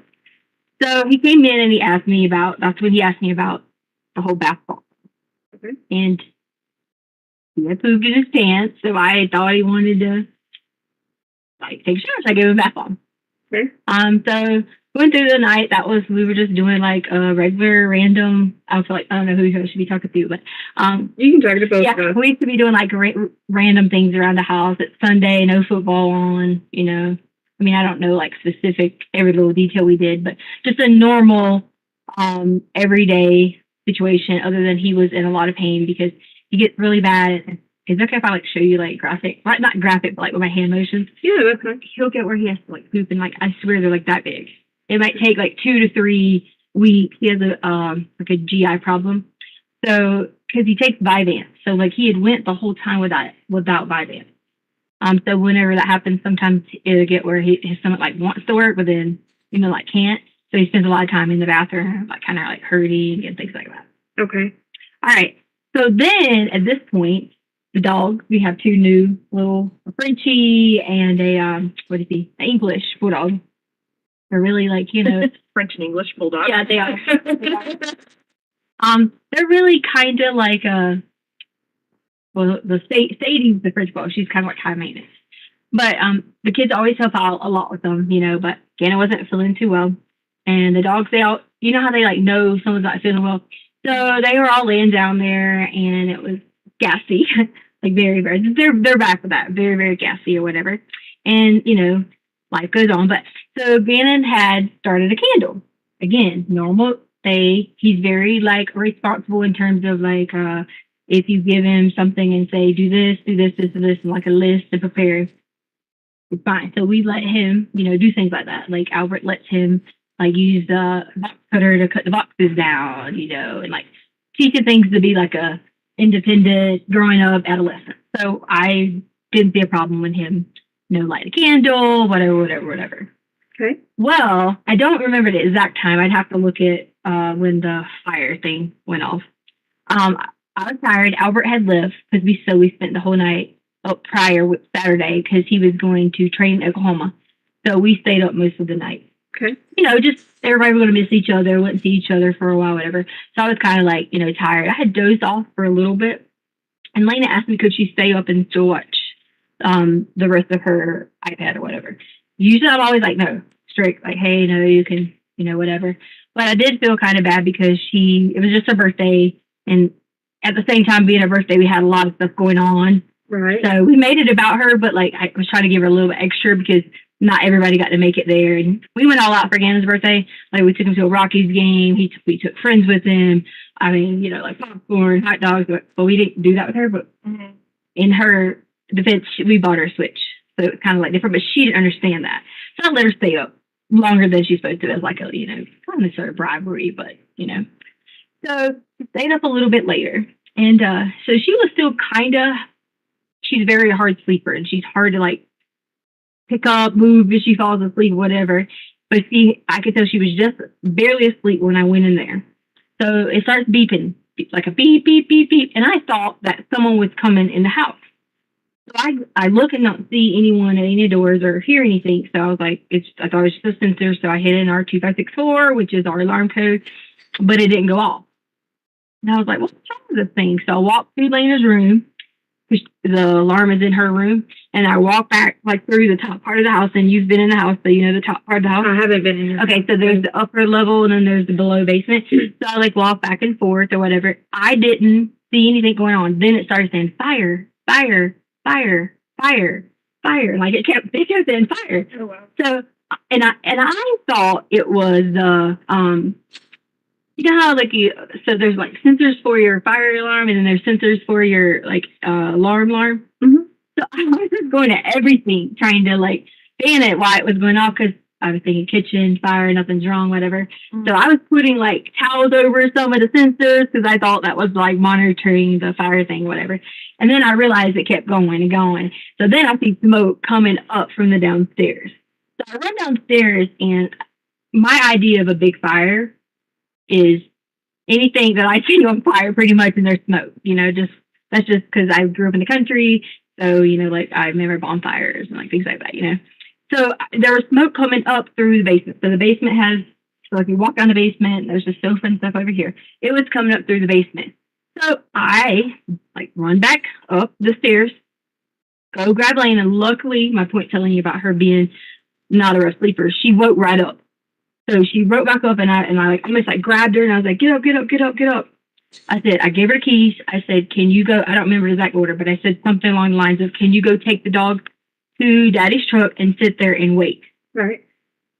So I don't remember the order of how we all ran out the house, but I know that at that point I did. She ran out and I can't remember if I ran out to make sure they got the truck or if she ran out by herself. I don't remember that part, but I do know that I know that they had gotten in the truck. I came back inside, run back downstairs, and that's when I was trying to get Gannon because I couldn't I didn't know how to get everybody at once. So my main thing was to get the front people out, and then go. So then I ran back downstairs to get Gannon. And then the fire was on the floor over here, then on the sofa. So I'm pretending this is the sofa and this is our floor. So it was right here and right here. And I saw the candle that was over here. So there was covers everywhere because the kids always get on about, they leave a lot of covers laying around all the time. I mean, there's like 10 quilts and LOLs and blankets and all this. So they were all right here. So I take a whole bunch of them and I go and like basically smash down on the sofa and the fire to put it out. So I got a burn and then I was like, get up again and started running at that point because it wakes him up. He's alert. He's realizing that the covers and everything's on fire. The carpet's on fire and we all go outside. So we get in Albert's truck and we drive. And I drove off in panic because I saw that I put the fire out. So I knew that there was no, like nothing wrong, like it wasn't going to keep going. I drove off in panic because I just like, oh my gosh, what do I do now? Like we burnt the carpet, we done this and this. Gannon's upset, freaking out because he's scared he's going to get in trouble and da da da da da. So, like the whole talk was going on. So we drove maybe around the block a little bit and came right back. So we came back in and like developed a plan for the next day to figure out, honestly, we were going to fix the carpet and try to like not say anything. And the reason for that is because like Albert freaks out about every little thing. If the kids do something and I'm on like me and he'll be like, you did this, you weren't being a good mom, you weren't doing this, you weren't doing that. And so we both kind of were like a little like worried about it, and he gets very like crazy, like if something goes wrong. So that was the plan. Go to sleep, rest. He was going to stay out of school. We were going to get the carpet fixed and then go from there. Plus, stomach hurting. So Lena didn't want to sleep in her room. You know, everybody was still kind of like frazzled. And I think Lena slept with me or on the sofa. I brought the dogs up. And again, he wanted to go in his room at that point because he was already sleeping on the sofa. So that's where Sunday, like pretty much kind of like stopped and everybody went to bed and yada, yada, yada.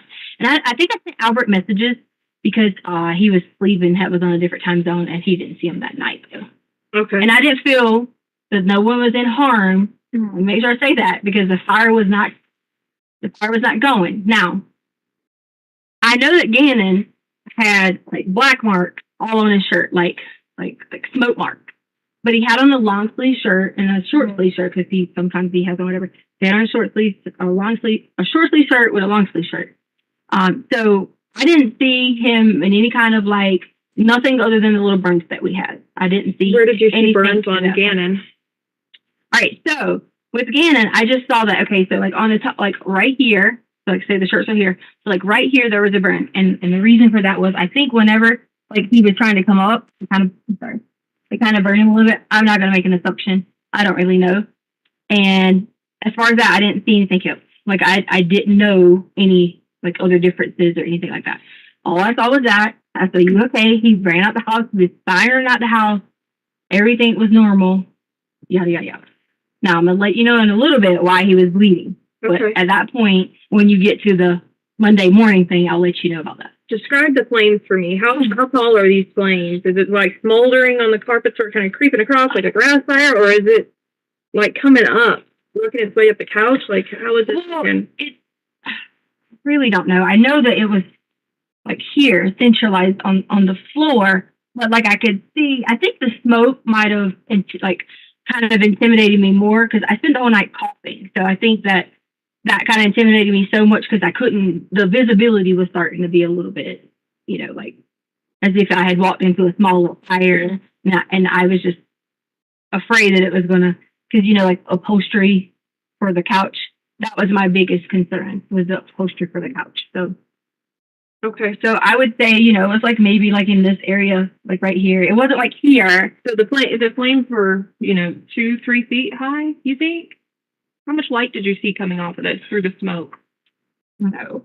Okay, and that's fine if you don't know. I'm not like a professional and I was in the moment of freaking out to like give you an accurate answer. Sure. Because I don't want to tell you what's here and it might have been here. I don't want to tell you this, and it's, I don't know. This is all based off of your memory to the best of your ability. Right. And that's all it is, okay? I do know that I saw covers coming up on fire. What was what covers were coming up on fire? Like he had a cover on because he was sleeping on the sofa. What was he covered with? What do you mean? What kind of blanket? You had mentioned there was LOLs, there's quilts. Which color? What blanket was he using? Oh, I'm not sure. There was a couple that were there. There was a black. They were all. I put them all back in that bin that was sitting there. Did you? He said you didn't. I haven't been in there. Okay, so there was black. It was like a little furry. There was watermelon ones. I don't remember specifically which one he had, but I know that there was blankets in the area because they always leave blankets around. It was a mermaid one around. But the whole operation of when I grabbed them and put it out, I grabbed them all and done it. So, okay. Yeah. All right. Were any of them like damaged whenever that happened? Oh yeah, they all. I left them all there when I showed them that night that, you know, like they were damaged or whatever. Okay. Well, I haven't been in the house either. Okay, I'm sorry. I was speaking to you like you. Yeah, no, I didn't go into the house either, so I was like trying to make sure that we're. Yeah. So then Gannon decides that he doesn't want to go to school because of his tummy issues or because he's going to help you with the carpet. What is? It was kind of a combination of both. Okay, and who excused him from school? Well, I had texted Albert and said, could he not go to school for his stomach? Okay. Because he was hurting with his stomach, but also the whole plan was that we were going to figure it out. Like, so who actually contacted the school to excuse him? It wasn't me. I didn't. I don't know. Okay. Did someone contact? Because I didn't. I would assume that somebody would contact the school, or you probably would get like a phone call. I know with my kids' school, if they're not there by 8:15, the office. Then they would call Albert, not me, because he would have the, like the automated system where he's like, your child's missing. I mean, your child is missing from school today, whatever. Okay. So that's Sunday, and you're saying a lot of we and that kind of thing. So you mentioned earlier that Harley had gone to work. Mm-hmm. She got called into massage envy. Mm-hmm. So who went on the hike? So it was originally going to be all of us. Harley, me, Gannon, and Lena. And then Harley got called in. She switched shifts with someone, but then that person, like, I guess the policy is if that person agrees to take your shift, but then don't come, you still have to come or something. I don't know. But, so she just was like, I have to go. She's only going to be working there like a few more weeks or whatever. So I told her, I was like, don't burn any bridges. I know it sounds crazy that you have to do that, but you got to go in. So she went into work on Sunday. Okay. So it ended up being you, Gannon and Lena that went hiking. Right. Okay. And so then let's go through Monday. Yep.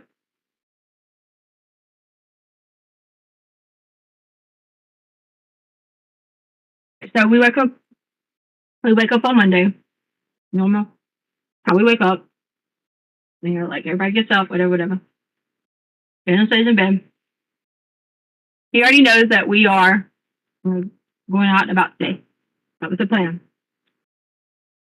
I walk Lena out, because usually Gannon walks her outside. So I walk Lena out to the front door and around to make sure I seen her around the corner to get to the bus stop. And she did. Okay. I come back inside. I don't remember if I laid down a little bit. I probably played on my phone for a little bit, wasted a little, because she goes outside at like 6:50, 6:55, still early, take the dogs out, things like that. Well, I go down, start talking to Gannon about, hey, like, this is the plan, like, go downstairs, the basement, whatever. I say basement, but as in, like, his room is downstairs, it's a furnished basement. And I realized that Gannon, he actually had, like, marks, like, on his arm, and they were actually, like, peeling at that point. And I swear, I did not realize that they had, I don't know if, like, they start, like, because burns are sitting there, I don't know if they started, like, peeling, like, overnight or, like, whatever. And he has, like, really bad anxieties. So whenever things are peely or, like, things like that, he bites his own nails a lot anyway. Like, anything that's, like, loose and things like that, he bites them. So I don't know if, like, as burns, like, burned a little bit. And when I do this, I don't mean, like, I'm giving you a location. I'm just saying, like, as in burns, like, on your skin.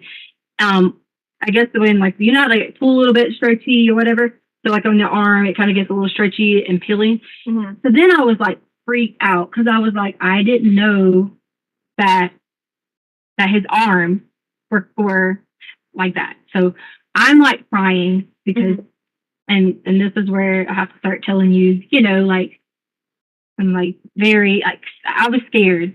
Because my thought process was Albert is going to kill me. Like, because I made a mistake as a parent and forgot to, like, really check him down.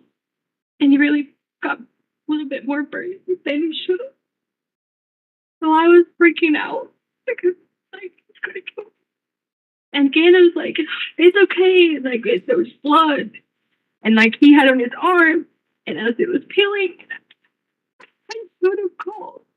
Where did they have blood at? I should have called the hospital and just asked, I don't know enough about burns, but I should have called the hospital and just asked, like, I made a mistake. I did. I swear to y'all, I didn't know they were that bad. I did it all. So I feel horrible. Here I am. I know it's not, about me, but as a person, I was feeling horrible that I didn't call Albert to say, they're like this. So I told him, I said, okay, listen, this is what we're going to do. We're going to put some, like, aloe on your arms, and things like that. And I was like, it's going to be okay. We're going to fix it. We're going to, and all I could think about was we're going to fix it. And I don't know in my mind how I was going to fix it as far as he wasn't in pain. He wasn't saying, like, I'm hurting or anything like that. He was more of, like, peeling it. Like, like, it was like, it was like a boil. Am I saying the right word? Boil, like, blister? Like a blister. Like it was pulling a blister, Okay. So there was blood, and then so I'm, like, holding him, and I had blood on me. And when I say blood, let me explain to you. I don't mean, like, dripping out, pouring everywhere blood. So let me not like give you that thought process, because sometimes when I say, like, if I say flames, to me, I'm like, this is a big flame, you know. There was blood. So I was just so like freaked out. So I was like, we'll just clean it up. Don't worry about it. We'll figure it out. Where's the blood at? So the blood was on his arms, on his like sheet that he had, which we washed the sheet. So it was on his sheet. It was on his arms, and he had some on like his arm had, I guess, from like sleeping or whatever. He had some on the wall. So we cleaned up everything. I put like garnish the. Am I saying the right? Garnish the like the wrap thing, but a wrap thing. And I was like, we'll check it with the aloe and see if it gets better. Because my next thing was, I'm gonna assess the situation in so many hours, and if it looks, because I did look online and it said like if it turns a yellow color that it could be infected or whatever, and I was like, that was gonna be my next step. So I don't want you to think that I was like neglecting the fact that. So you realize that he's got a burn. You do some treatment that you think is appropriate at the time, and then you tell yourself, I'm going to do this follow up with him. Okay. Right. So then what happens after you take care again and make sure he's okay? Honestly, I'm pacing the house, and I know there's two things I got to fix. And when I tell you that Albert will freak out over things, I just want you to know that. So Emma, I want you to think, picture in my mind of how I'm like afraid to be like, okay, I got to fix these situations, and I need to fix them fast with carpet and things like that. Okay. So number one, I was like, I need to fix the carpet, and number two, I need to figure out, like assess, like I said, does Gannon need to go get like some burn cream or whatever? So I said, let's get. This is probably as good a time as I need to pause it and then pick back up after lunch. Okay, I was wondering when we get there. Okay. Council approach for a minute.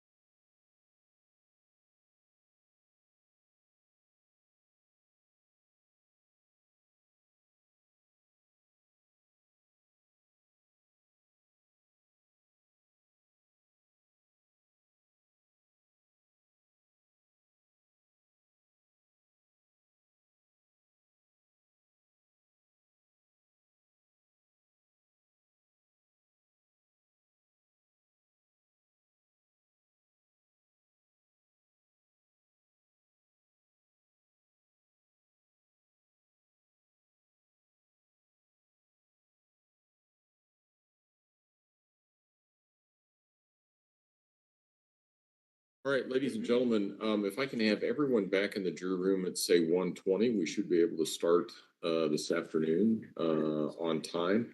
What we're going to do is I've been talking with the attorneys, and when we come back, there's still going to be about 3 hours and 20 minutes or so of the video to go. We will take another break during that. That's just too long to have you sitting. So we will take another break during that, but that's what you can expect when you come back.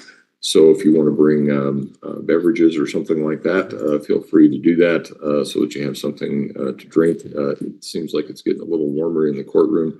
When we came in this morning, it was a sweltering 64 degrees, but it's a little bit warmer now. So, and I expect it will be this afternoon as well. So anyway, we will see you at 1:20. All rise for the jury, please.